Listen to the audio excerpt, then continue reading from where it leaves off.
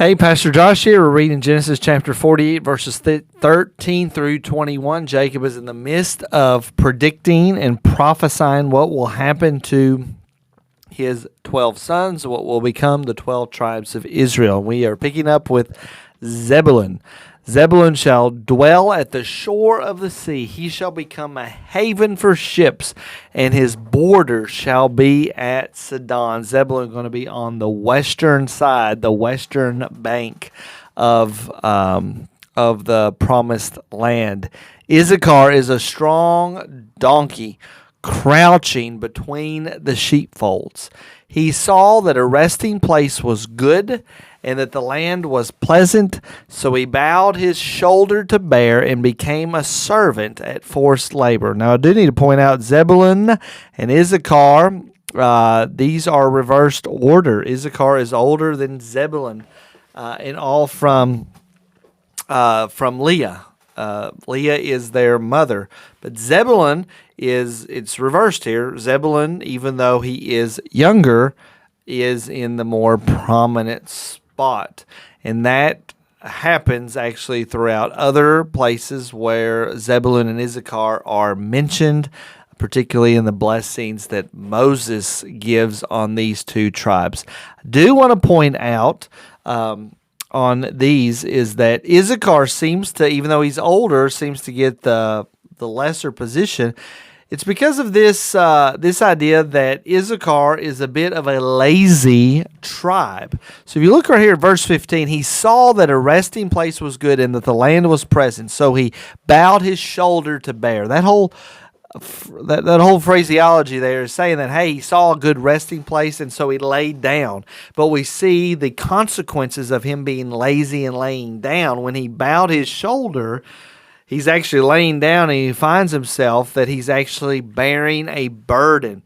He becomes a servant at forced labor. So because he's lazy, he actually becomes a slave. He actually becomes subdued by his enemies.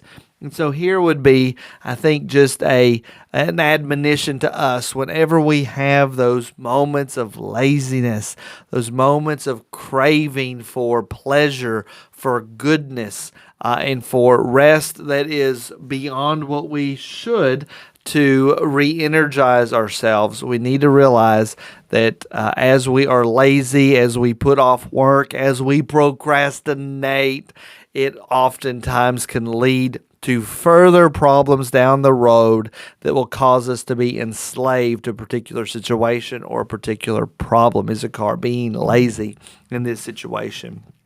Dan shall judge his people as one of the tribes of Israel.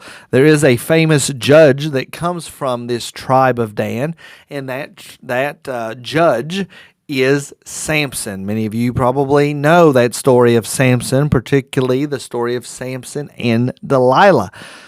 Dan shall judge his people as one of the tribes of Israel. So one of the judges is actually from the tribe of Dan. That doesn't mean there's other judges that are from other tribes as well in the book of Judges. But Dan shall be a serpent in the way, a viper by the path that bites the horse's heels so that its rider falls backward. And so the tribe of Dan was actually very large when they came out. They become very small later on in the history of Israel. And so they're seen here as being this small little serpent.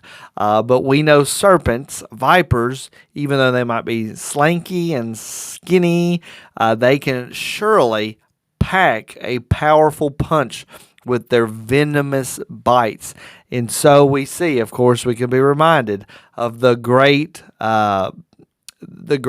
defeats that Samson brought on his enemies. It's coming from a small tribe, just one person, but actually causing tons of damage to the people that he would face off. And then Jacob takes a pause here. He says, "I'll wait for your salvation, O Lord," realizing that he's been talking about kind of this all this fighting that's going to be happening. We saw it with the horse's heels that the tribe of Dan is going to be fighting here, and that we see Issachar is lazy and And then, in particular, what we will see coming is Asher, Naphtali, and Gad. There's going to be all kinds of problems that are happening. So raiders shall raid Gad, but he shall raid at their heels. So he's going to be attacked, but he is going to respond back. Asher's food shall be rich, and he shall yield royal delicacies. Naphtali is a doe let loose that bears beautiful fawns. So here we see some better blessings, if you will. Asher, Naphtali receiving kind of a prosperous blessing and foretelling. And Gad, even though Gad will have be raided and be attacked, it does have that promise that Gad himself will also return it and raid the same people that raid him. I hope that's been some sort of help and a blessing to you. I'll see you in the next video.